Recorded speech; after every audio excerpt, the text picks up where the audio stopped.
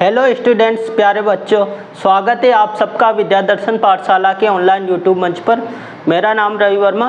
अपन पढ़ रहे थे कक्षा 10वीं की साइंस विज्ञान पढ़ रहे थे, जिसमें हम अपना विज्ञान का पहला चैप्टर हमने स्टार्ट किया था। क्या है? रासायनिक अभिक्रिया एवं समीकरण, जिसमें हमने जाना था कि रासायनिक अभिक्रिया किसे कहते हैं जब दो या दो से अधिक पदार्थ आपस में मिलकर एक नए पदार्थ का निर्माण करते हैं जिसके नए गुणधर्म हों। नए गुणधर्म वाले पदार्थ का निर्माण करते हैं जिसके नए गुणधर्म हों, उसे रासायनिक अभिक्रिया कहते हैं। फिर इसके अंतर्गत हमें समीकरण के बारे में भी देखा था कि रासायनिक अभिक्रिया को लिखने के तरीके को समीकरण कहते हैं। जैसे हमारे पास कार्बन को जलाया, ऑक्सीजन की उपस्थिति में जलता है कोई भी पदार्थ, तो यह CO2 कार्बन डाइऑक्साइड गैस का निर्माण करेंगे। तो इस लिखने के तरीके को केमिकल रासायनिक समीकरण कहते हैं। इसके अंतर्गत हमने कार्बन का सिंबल सूत्र C लिया, ऑक्सीजन का O लिया और फिर CO2, इन दोनों का कार्बन डाइऑक्साइड का सूत्र, गैस का सूत्र है। तो इस प्रकार समीकरण भी आ गई। फिर हमने देखा कि समीकरण को संतुलित किस प्रकार से करते हैं। संतुलित करने के लिए हमारे पास हमने देखा कि अभिकारक के परमाणुओं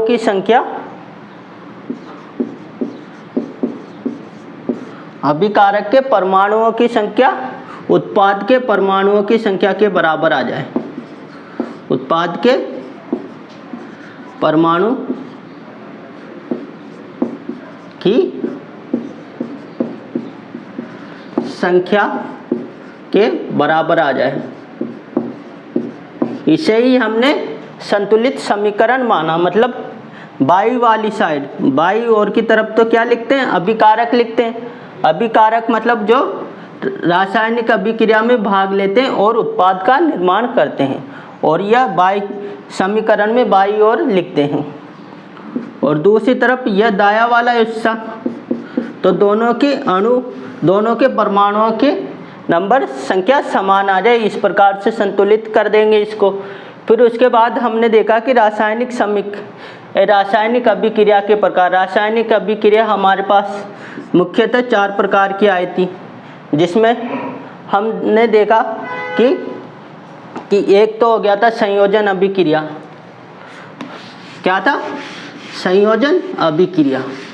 संयोजन अभिक्रिया में जब दो या दो से अधिक पदार्थ मिलकर एक पदार्थ का निर्माण करते हैं, संयोजन, तो उसे नाम से भी पता चल रहा है संयोजन हो रहा है, जुड़ रहा है। दूसरा आया था अपने पास वियोजन। वियोजन का मतलब टूटना, मतलब एक अभिकारक टूटकर दो नए उत्पाद का निर्माण कर रहा था। फिर उसके बाद में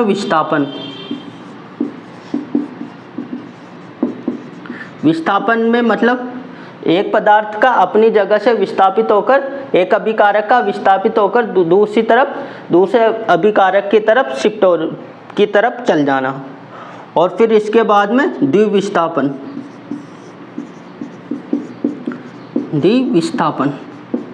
द्विविस्थापन में दोनों अभिकारकों का अदला बदली हो जाना, दोनों अभिकारकों का कि अपनी जगह से अदला बदली विस्थापित हो जाना ही द्विविस्थापन कहलाता है। तो ये मुख्यतः हमारे पास रासायनिक अभिक्रिया के प्रकार आ गए थे।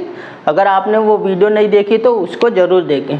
उसी में अपना एक 5वां प्रकार भी आ जाता है, पूछ लिया जाता है कि अपने पास रासायनिक अभिक्रिया का एक और प्रकार जो है उपचयन व अपचयन।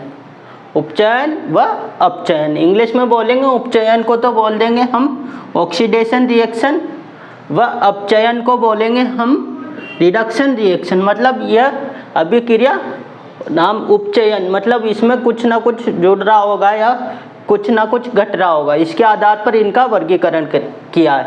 मतलब ऑक्सीजन के जुड़ने के आधार पर व हाइड्रोजन के बाहर निकलने के आधार, कमी होने के आधार पर इनका वर्गीकरण किया है।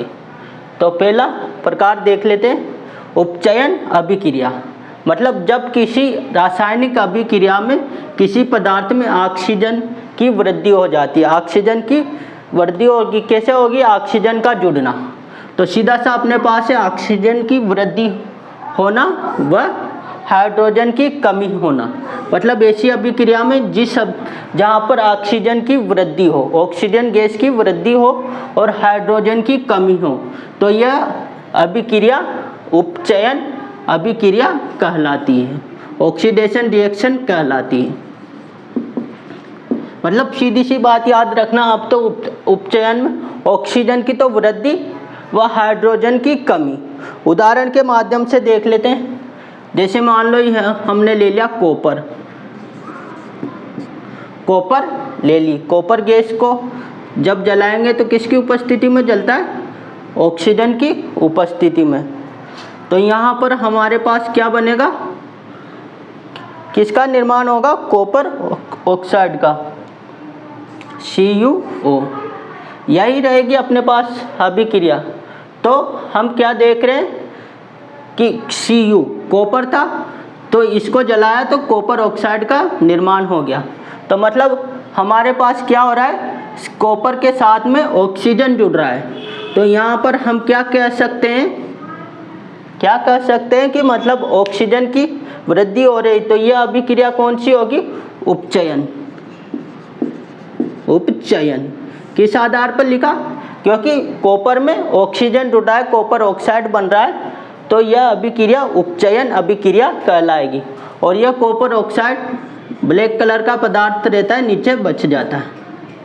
तो यहाँ पर क्या हुआ? उपचयन अभिक्रिया। इसी प्रकार हम अपचयन अभिक्रिया देख लेते। अपचयन रिडक्शन रिएक्शन, इसमें उपचयन का सीधा उल्टा हो जाएगा। मतलब देखो, जब किसी रासायनिक अभिक्रिया में ऑक्सीजन की तो कमी होती है, ऑक्सीजन गैस की कमी होती है, यहाँ पर तो जुड़ रही थी उपचयन में। अपचयन में ऑक्सीजन की कमी होगी व हाइड्रोजन की वृद्धि हो, तो क्या होगा? अपचयन होगा। देखते हैं, इसी को आगे बढ़ा लेते हैं। इस अभिक्रिया में क्या करते हैं? कॉपर ऑक्साइड था,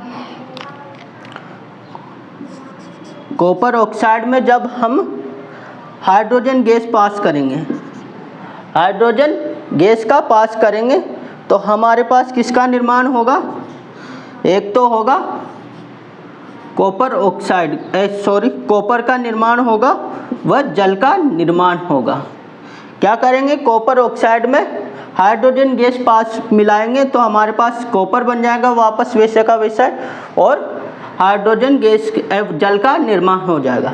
तो देखते हैं यहाँ पर किस प्रकार से ऑक्सीजन की कमी हुई। इधर देखो आप, जैसे यह है कॉपर ऑक्साइड, इसके साथ हाइड्रोजन गैस मिलाए तो हमारे पास वापस कॉपर आ गया। तो इसमें हम क्या कर सकते हैं? ऑक्सीजन की कमी हो रही है कॉपर के पास से, तो इस वजह से इसको हम अपचयन अभिक्रिया का नाम दे देते हैं, अपचयन अभिक्रिया। तो ये था अपचयन अभिक्रिया का उदाहरण। आपके यह एग्जाम में बहुत बार पूछा भी जाता है, तो इस वजह से यह भी याद रखना। लेकिन इसी अभिक्रिया में हम एक और बात देख रहे हैं कि अपचयन तो हो गया, दिख भी रहा है, ऑक्सीजन की कमी हो गई, लेकिन दूसरे पदार्थ के साथ हाइड्रोजन गैस के साथ में हम क्या देख रहे हैं कि ऑक्सीजन की भी वृद्धि हो रही है, ऑक्सीजन गैस जुड़ रहा है। तो इस प्रकार यहाँ पर उपचयन भी हो रहा है, दिख भी रहा है हमको, हाइड्रोजन के साथ में ऑक्सीजन गैस जुड़ रही है। तो यहाँ पर क्या हुआ? उपचयन, ऑक्सीडेशन। दिख भी रहा होगा आपको कि अपचयन तो हो गया, कॉपर के साथ से ऑक्सीजन हट गए, लेकिन हाइड्रोजन के साथ में ऑक्सीजन भी जुड़ गई, तो उपचयन हो गया। तो जब भी यह होता है, दोनों उपचयन व अपचयन, तो ज़्यादातर अभिक्रिया में यह साथ में ही होता है। दोनों ही अभिक्रिया एक साथ में ही होगी। तो इस प्रकार की अभिक्रिया को हम रेडॉक्स रिएक्शन बोलते हैं, रेडॉक्स अभिक्रिया बोलते हैं, रेडॉक्स रिएक्शन। हिंदी में बोलेंगे तो उपापचय अभिक्रिया, उपापचय अभिक्रिया मतलब ऐसी अभिक्रिया जिसमें रिडक्शन भी हो और ऑक्सीडेशन भी हो, उपचयन भी हो और अपचयन भी हो। इसके और एग्जाम्पल उदाहरण देख लेते हैं। जैसे आपकी बुक में दे रखा है, जब हम ZNO को जिंक ऑक्साइड है, जब इसकी कार्बन के साथ में अभिक्रिया करवाते हैं तो हमारे पास किसका निर्माण होता है? एक तो होता है जिंक का, जिंक, और दूसरा कार्बन मोनोऑक्साइड गैस का। तो यह आपके बुक की ही अभिक्रिया है। तो इसमें आप पहचानो कहाँ पर उपचयन हो रहा है, कहाँ पर अपचयन हो रहा है। तो देखते हैं इसमें क्या हो रहा है हमारे पास में। जैसे यह है ZNO zinc oxide, zinc oxide के पास में क्या है? ऑक्सीजन है, ऑक्सीजन गैस है। तो यहाँ से तो ऑक्सीजन गैस की कमी हो रही है, ऑक्सीजन गैस की कमी होगी तो क्या होगा हमारे पास? मैंने आपको बताया अपचयन होगा, अपचयन। एक बात तो ये आ गई। अब देखो कार्बन को, कार्बन के साथ में इधर हम देख रहे हैं कि कार्बन मोनोऑक्साइड गैस का निर्माण हो रहा है, कार्बन से कार्बन मोनोऑक्साइड गैस का निर्माण हो रहा है, मतलब ऑक्सीजन इसमें जुड़ रही है।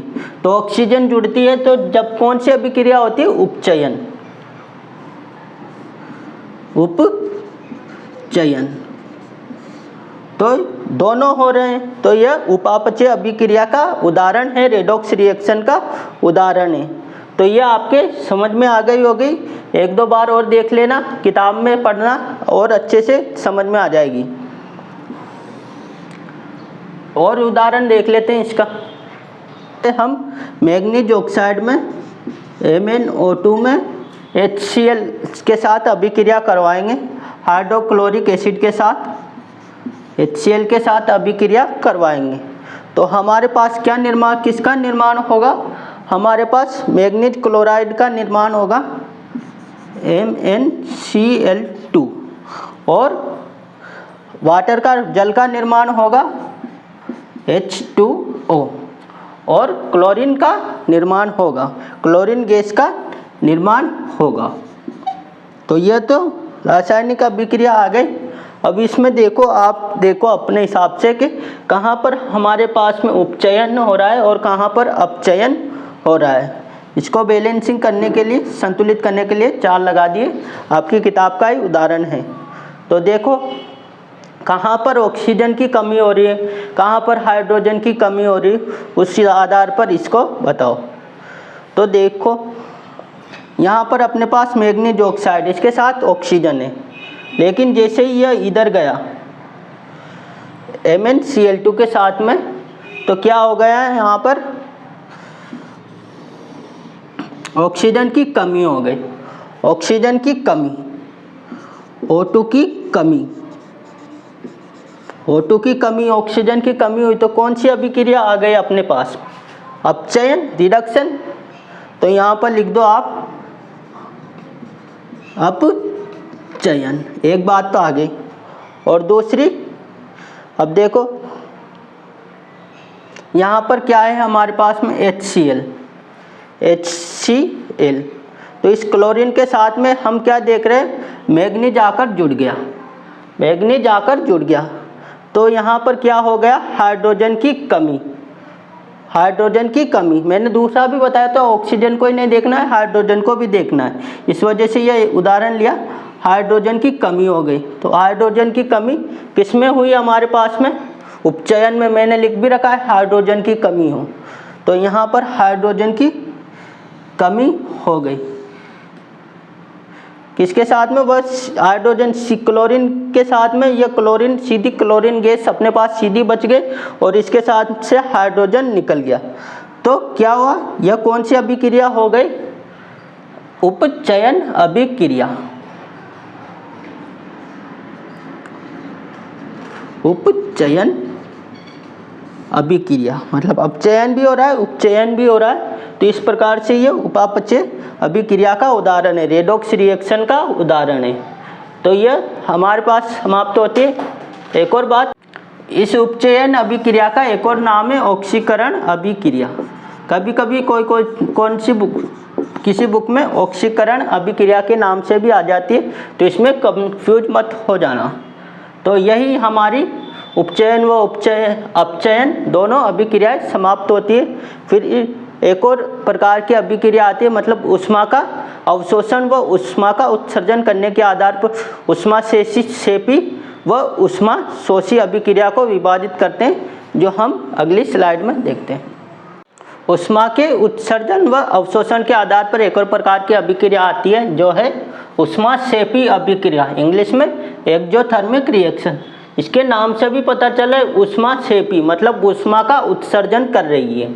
तो देखते परिभाषा, जिन अभिक्रिया में उत्पाद के निर्माण में के साथ साथ ऊष्मा का उत्सर्जन भी हो रहा है, ऊष्मा का उत्सर्जन भी हो रहा है। मतलब हम जानते हैं कि जब हम किसी भी पदार्थ को जलाते हैं, ऑक्सीजन की उपस्थिति में जलाते हैं, तो वह कार्बन डाइऑक्साइड गैस तो बनाती है ज़्यादातर, लेकिन उसके साथ हमें वहाँ से हीट ऊष्मा भी मिलती है। तो वहाँ पर क्या हो रहा है, तो वहाँ पर ऊष्मा क्षेपी अभिक्रिया हो रही है, मतलब हमें ऊष्मा दे रही है, जिसको हम महसूस भी कर सकते हैं। इसका उदाहरण भी हमने वही लिख रखा है, जैसे प्राकृतिक गैस है हमारे पास, यह मीथेन गैस है। मीथेन गैस है CH4, और जब इसका जलाते हैं, ऑक्सीजन की उपस्थिति में जलाते हैं, तो यह कार्बन डाइऑक्साइड गैस का तो निर्माण करेगी, साथ ही जल का भी निर्माण करेगी, व उसके साथ ऊष्मा भी मिलेगी। जैसे भोजन बनाने में काम आते ज़्यादातर गैस में इसका निर्माण होता है, मीथेन गैस प्राकृतिक गैस से, तो इससे हमें क्या मिल रही है, ऊष्मा। तो इस प्रकार की अभिक्रिया को हम ऊष्मा क्षेपी अभिक्रिया कह देते हैं। दूसरा आता है ऊष्मा शोषी अभिक्रिया, ऐसी अभिक्रिया जिसमें ऊष्मा का मतलब ऊष्मा का अवशोषित हो रहा है। वह एक और परिभाषा, जिन अभिक्रिया में अभिकारक को तोड़ने के लिए ऊष्मा, प्रकाश या विद्युत ऊर्जा की आवश्यकता होती है।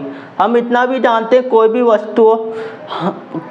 भी वस्तु अगर हम उसको तोड़ेंगे तो हमें ऊर्जा की तो आवश्यकता होगी, बिना ऊर्जा के हम किसी भी पदार्थ को तोड़ नहीं सकते। मान लो हम एक लकड़ी को भी तोड़ेंगे तो हमें उसमें ऊर्जा लगानी पड़ेगी, तो हम वहाँ पर हम उसको ऊर्जा दे रहे हैं, तो वह ऊर्जा का अवशोषण कर रही है।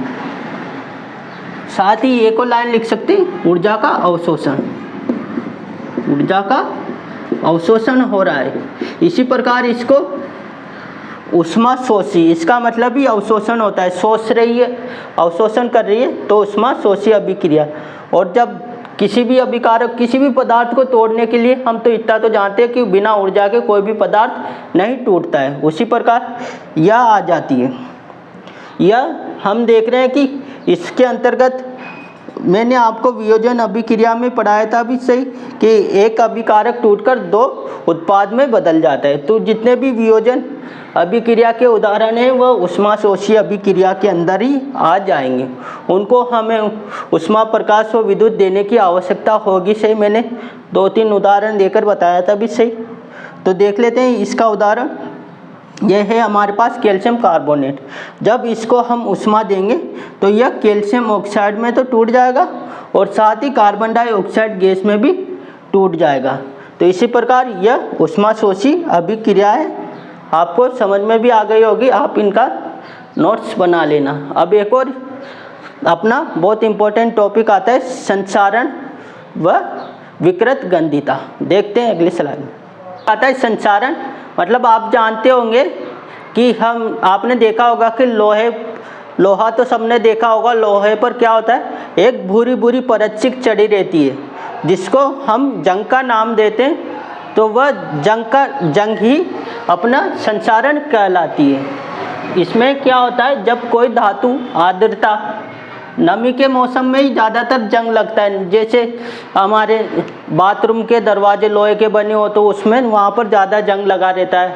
तो जब कोई धातु आर्द्रता, वायु, पानी, अम्ल के संपर्क में आती है तो वह धातु खराब होने लगती है, इसे ही संचारण कह देते हैं। जैसे आपने और उदाहरण, जैसे आपने चांदी देखी होगी, चांदी आपके घरों में आपकी मम्मी, घर वाले कोई भी पहनते होंगे पायल, तोड़ी देखी होगी, तो उन पे क्या होता है कि धीरे धीरे वह चांदी काली पड़ने लगती है। तो यह प्रक्रिया ही संसारण कहलाती है। इसके उदाहरण भी वही है, लोहे पर जंग लगना। लोहे के लिए हम जंग शब्द का इस्तेमाल कर देते हैं, स्पेशली लोहे के लिए किया जाता है। और चांदी पर सिल्वर पर काली परत चढ़ जाना। काली परत क्यों चढ़ती है? सल्फर की उपस्थिति के कारण, इससे वह खराब होने लगती। साथ ही आपके घरों में तांबे के बर्तन हो तो उनको ध्यान से देखना कि उन पर हरी हरी परत चढ़ने लग जाएगी धीरे धीरे कुछ समय बाद में।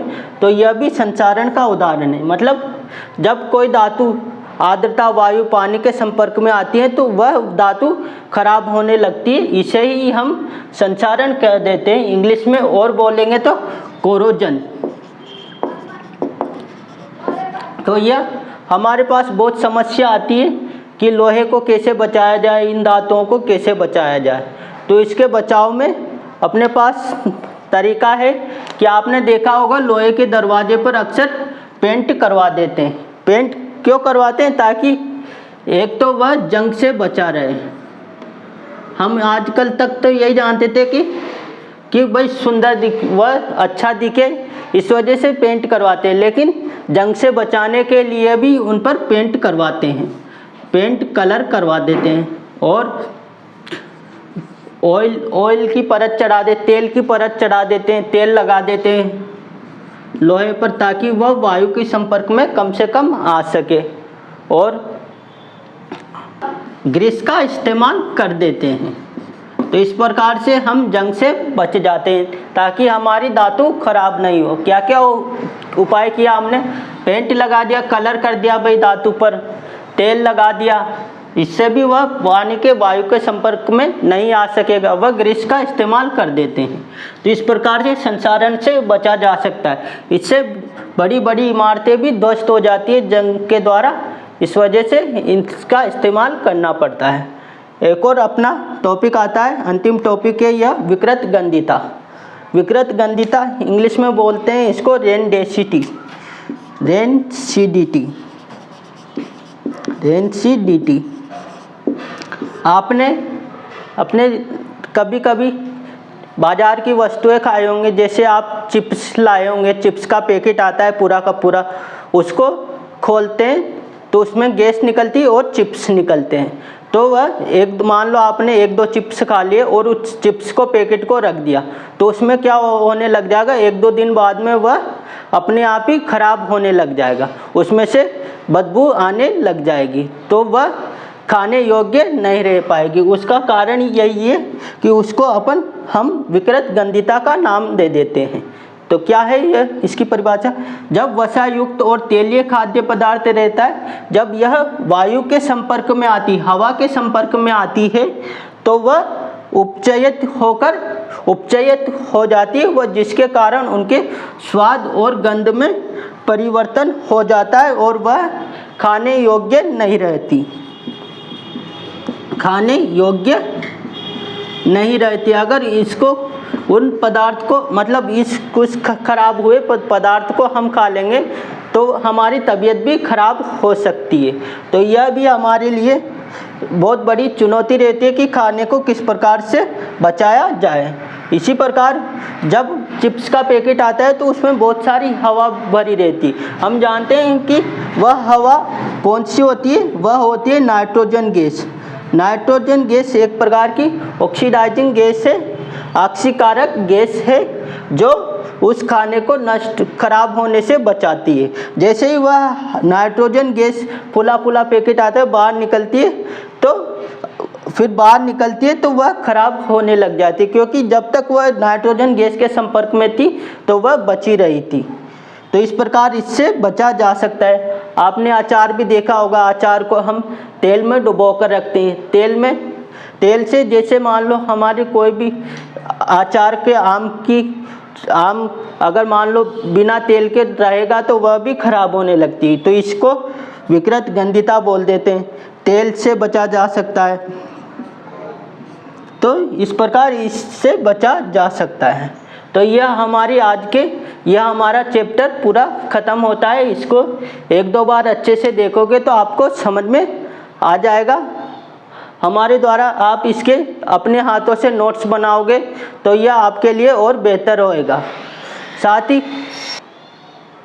साथ ही हमारे इसी चैनल पर आप ही की कक्षा की गणित की कक्षाएं चल रही है, तो अपने ज़्यादा से ज़्यादा साथियों तक इस खबर को पहुंचाएं ताकि आपके सभी साथी इस कक्षा से सीख सके व हमारी कक्षा का फ़ायदा उठा सके।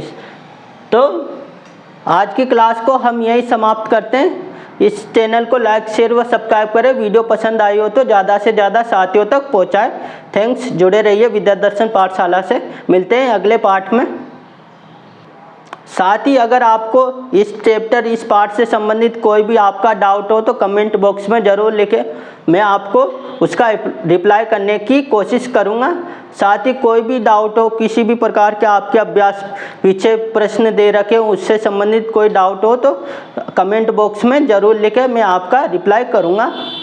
थैंक्स।